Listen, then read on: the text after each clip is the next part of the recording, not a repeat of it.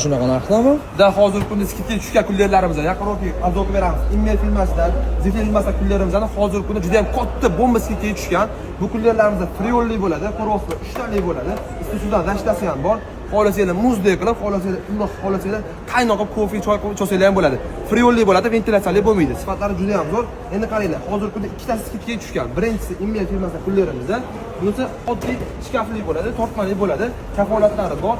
Friolligini narxi bor yo'g'i $77 skidkada ulgurib olinglar. Ikkinchisi Zifel firmasidan bunimizda xolodilnikli bo'ladi, ko'rsatuvda bo'ladi. Yaqin ko'rsatdi. Mana xolodilnikli bo'ladi.